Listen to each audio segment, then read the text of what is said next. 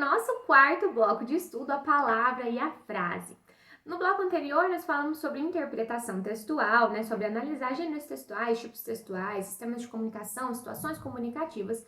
E agora a gente vai falar na unidade desses textos, que são as palavras que vão se juntar para formar frases. O que a banca FGV quer de você em relação a palavras e frases? Bom, as palavras, elas são organizadas a partir de unidades menores, que a gente vai chamar de morfemas. Então, analisar as palavras sabendo disso pode ser interessante para você, pode ser importante na hora de você interpretar os textos e chegar às respostas corretas. Então, se você se deparar na questão com um termo que você não conhece, que você nunca viu, preste muita atenção nas partes que compõem essa palavra. Uma palavra que a gente conhece é infeliz, por exemplo. Mas vamos supor que você não conhecesse essa palavra. Você poderia observar que ela tem um in na frente. E você pode pensar que você conhece outras palavras que também têm esse in. O que esse in costuma indicar? Uma negação. Então, infeliz é uma palavra que está negando algo, é um contrário, é um oposto. Então, essas pequenas partes da palavra são os morfemas. De maneira geral, a gente tem o radical, que é a base, os prefixos, termos que vêm antes do radical, e os sufixos.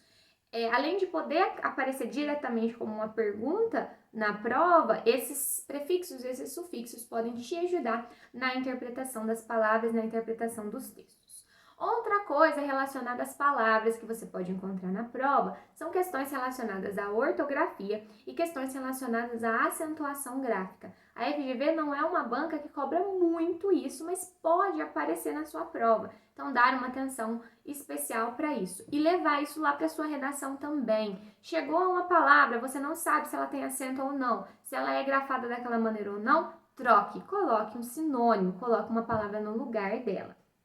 As palavras, elas vão ser registradas na nossa língua nos dicionários. Então, uma palavra, ela pode entrar ou sair de um dicionário dependendo do uso dela. Então, ela pode deixar de ser usada ou ela pode começar a ser usada, ela foi inventada recentemente e aí ela é levada para os dicionários. E existem diferentes dicionários que dão conta de diferentes aspectos das palavras. Então, a gente tem os dicionários monolíngue com significados, a gente tem dicionários de sinônimo, a gente tem dicionários etimológicos, que vão mostrar a origem das palavras, e as palavras são a base das nossas frases, que vão ser a base dos nossos textos. Em relação a frases, o que é importante você entender, principalmente, para as questões da FGV. As frases de cada língua são organizadas de maneira própria. Então, a gente tem maneiras de organização das frases na língua portuguesa. Essa organização é determinada pela sintaxe, que é um módulo que a gente vai ver logo, mas é a relação entre os termos e como esses termos podem aparecer na frase.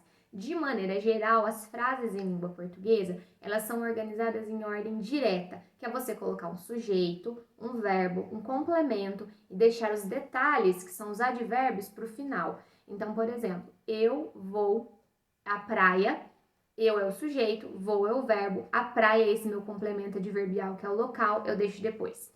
Eu como sorvete aos sábados. Eu é o meu sujeito, comer é o meu verbo, sorvete é o meu objeto, meu complemento. Aos sábados eu costumo jogar para o final. É a ordem direta das frases na língua portuguesa. Eu posso inverter? Posso. É uma língua que admite certas inversões. Então eu posso jogar o aos sábados, por exemplo, para o começo da frase. Mas é uma língua que não admite todas as inversões. O latim, que é a língua que origina o português, admitia qualquer inversão na frase. O português não. Então, existem frases que elas vão ser ilógicas por conta dessas inversões. Então, por exemplo, dizer janela lavo eu não é comum. Janela lavo a eu, impossível. Então, você pode trocar certas ordens, mas você não pode colocar as palavras em ordens aleatórias. Então, o português é uma língua que se preocupa com a ordem da frase. E como que isso pode aparecer na sua prova? Em questões relacionadas, por exemplo, a inversões possíveis e a questões relacionadas a casos em que a inversão provoca uma troca de sentido. Então, dizer para você que eu tenho um novo amigo é diferente de dizer que eu tenho um amigo novo. Então, trocar o novo de lugar nessa frase provoca uma mudança de sentido. É um amigo jovem ou é um amigo que eu acabei de fazer? Então, pessoal, pensar na palavra, pensar na frase é pensar também em situações comunicativas e na lógica da língua. Vamos praticar para entender melhor como isso aparece na prova.